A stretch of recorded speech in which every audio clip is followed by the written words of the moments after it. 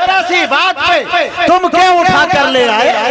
कलामे पाक है, स्कूल की किताब नहीं। हमें मिटाने की जिद में वो ये भी भूल गया, हमें मिटाने की जिद में वो ये भी भूल गया। हमारा चिराग बुझते हैं, फूकों से आफताब नहीं। क्या कह दिया मुजाहिद भाई? सुभान अल्लाह, सुभान अल्लाह, वाह भाई वाह, माशाअल्लाह। खैराबादी ने नवाज दिया, मैं धन्य हो गया। लाजवाब लाजवाब, बहुत बहुत शुक्रिया मेरे दोस्तों। इसी तरह से सुन लिया कीजिए, शेर समझ में आए वाह वाह कीजिए, नहीं समझ में आए हाय हाय कीजिए, कुछ कीजिए, खामोश नहीं रहना है कि नहीं, बोलते रहना है। हम कहा करते हैं वो ठीक हो के भी बेकार लगने लगते हैं, जो बोलते नहीं बीमार लगने लगते हैं। जनाब अपना ताल्लुक है उस कबीले से जहां गुलाम भी सरदार लगने लगते हैं। एक बात बता दूं आपके चेहरे पे मुस्कुराहट बिखेरने के लिए कि जब मैं मदरसे में आजमगढ़ में पढ़ता था तो जमाने तालिबे इल्म ने मीलीबी के अंदर मेरे एक साथी ने मुझसे एक जुमले कह दिए और मैं जज्बाती हो गया।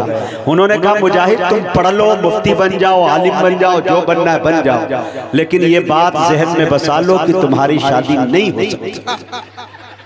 मैं 3 दिन तक खाना बंद कर दिया। मेरे उस्ताद बार बार कहते क्यों मारा, तबीयत खराब, सर में दर्द, बुखार, अम्मी की याद आ रही है, अब्बू की याद आ रही है।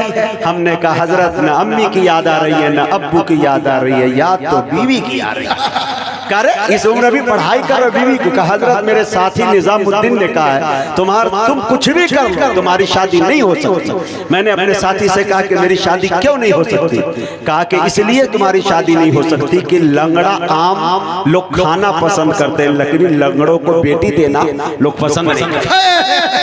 बड़े जज्बाती हो गए भैया कि कैसे होगा नहीं होगा, लेकिन धीरे धीरे जस्ता जस्ता हम मदरसे से पढ़ के निकले, फिर शायर बने, अनाउंसर बने। जब बने तो माशाअल्लाह मेरे दोस्तों बाद में पता चला रिश्ता एक नहीं, अगर करना चाहे तो 5-5 कर है कि नहीं। शादी किसी तरह हो गई और हुई तो उरूसल बेलाद महाराष्ट्र में। अब देहात का जो रिवायत है, जो देहात की मतलब के जो रिवाज है, उसके अंदर ये होता है कि जैसे मैं शादी मेरी हो गई, पहली शब के बाद मैं दरवाजे पे बैठा था तो जो भी खवातीन हमारे दरवाजे से निकलती, जो दादी लगती, जो चाची लगती, बार बार पलट के मेरी तरफ देखती। एक बुढ़िया निकली तो कहने लगी कि लड़का लंगड़ा है लेकिन बीवी कितनी खूबसूरत पा गया, किस्मत का कितना धनी है। दूसरी बुढ़िया ने सुनी तो कहा तुमको लंगड़ा दिख रहा है, ये सोने का खूंटी है, सोने का। मैंने कहा कि लो खैर बेरे कब शादी तो हो गई, हो जाने के बाद मैं डर रहा था, ससुराल जाने को तैयार नहीं। बहुत दिनों के बाद 1 महीने गुजर गए तो हलिया ने कहा, शरीके हयात ने कि हबीबी साहब चलिए मेरे मैके। मैंने कहा कि कैसे जाऊं, मुझे डर लग रहा है। खैर मैं डरता हुआ मुंबई पहुंचा। मुंबई पहुंचने के बाद मेरी जितनी चचेरी मचेरी जो साली थी, यके बाद दीगरे एक के 47 की तरह एक पर एक सवाल दागना शुरू। मेरी अहलिया से कहने लगी कि अजी बाजी जीजू लंगड़ा है, आप इसके साथ चलते हैं तो आपको हया महसूस नहीं होती, आपको शर्मिंदगी नहीं आती? मेरी मोहतरमा ने जवाब दिया, कसम खुदा की एक नाज़िम की बीवी अगर वाकई निजामत करती हो तो देखिएगा आपके चेहरे की मुस्कुराहट बता देगी। मेरी अहलिया ने कहा कि अरे पगली कभी मेरी नजर से देख, तब पता चलेगा कि वो लंगड़ा है कि क्या। लड़कियों ने कहा कि अगर मैं तेरी नजर से देख भी लेती हूँ तो क्या जीजू सीधा चलने लगेंगे, लंगड़ा नहीं होंगे? कह रहे नहीं पगली, मेरी नजर से जब तुम देखोगी तो तुम्हें ये पता चलेगा कि वो मेरे इश्क में लंगड़ा के नहीं बल्कि लहरा के चलता है। मियां जवाब हो तो मौलाना खुर्शीद साहब इस पे इनाम दे ससुराल के नाम से माशाअल्लाह, अल्लाह ताला खुश रखे माशाअल्लाह। शेर देखे मेरे दोस्तों, एक तुम्हारे लहजे में उर्दू का इंतखाब नहीं, यही सबब है कि लहजे में जी जनाब नहीं। जरा सी बात पे देखिए, कभी कभी जो है लतीफा हो जाया करता है जिंदगी के अंदर। दिल खैराबादी के एक बहुत करीबी रिश्तेदार शायर समझ सकते हैं, उनके करीबी दोस्त समझ सकते हैं, आली जनाब ताबिश रेहान साहब। एक वाकया सुना, हाँ माशाअल्लाह, 2014 के अंदर ताबिश रेहान ने हमें दावत दी कि मुजाहिद हबीबी साहब मेरे घर आइए, अल्लाह ने मुझे बेटी की शक्ल में एक रहमत अता की है। मैं गया, खाना उना खाने के बाद अकीका था, खा लिया। खाना खा के जैसे ही उसके बैठका में बैठे, टीवी ऑन किए तो पूरे मुल्क भारत का जितना भी न्यूज चैनल है दिखा रहा था कि मुल्क हिंदुस्तान के अंदर बीजेपी की फूल बहुमत से सरकार। मैं कहा ताबिश भाई इधर तो खबर अच्छी है लेकिन इधर क्या सुन लिया मैंने। खैर मेरे के वहां से चला आया। इत्तेफाक ये हुआ कि 5 साल के बाद फिर ताबिश रेहान ने हमें दावत दी कि अब अल्लाह ने मुझे बेटे की शक्ल में आसिम रेहान दिया, आप आ जाएं।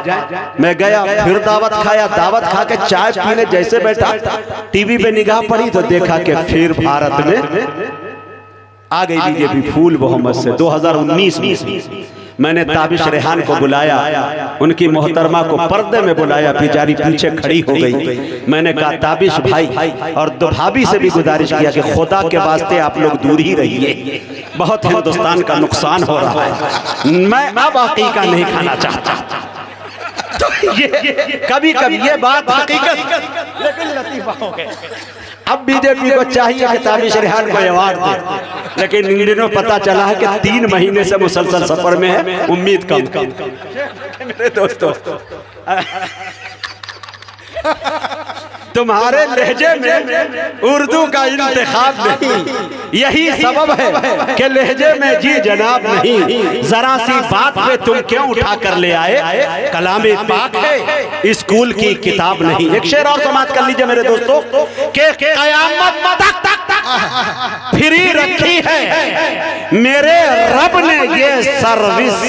हाय हाय सर्विस कयामत तक फ्री रखी है मेरे रब ने ये सर्विस। ये वो मोबाइल है जिसमें कभी जामर नहीं लगता, ये वो मोबाइल है जिसमें कभी जामर नहीं लगता। अरे किसी भी कोने से भेजो सलाम उन तक पहुंचता है, नबी से बात करने में कोई टावर नहीं लगता। किसी भी कोने से भेजो, किसी भी कोने से भेजो सलाम उन तक पहुंचता है, नबी से बात करने में कोई टावर नहीं लगता। बहुत बहुत शुक्रिया। अब आइए मेरे दोस्तों लहने दाऊदी में थोड़ी देर के लिए कुरान करीम के मुक़द्दस आयात को सुन लिया जाए। इसके लिए मैं बड़े अदब के साथ कारी हिफ्जुर रहमान साहब इशाअती मुदर्रिस मदरसा ज़करिया दावतुल कुरान रानीगंज बंगाल से गुजारिश कर रहा हूँ कि वो तशरीफ लाए और तिलावत कलाम पाक से हम महफिल को नवाजे। इस शेर के साथ उनका इस्तकबाल करता हूँ कि हर मुसलमान का ईमान लिए बैठी है, बोलिए सुभान अल्लाह। हर मुसलमान का ईमान लिए बैठी है, यानी अल्लाह का फरमान लिए बैठी है। सर झुकाए हुए सर झुकाए हुए आदाबे तिलावत के लिए आमिना गोद में कुरान लिए बैठी। सुभान अल्लाह।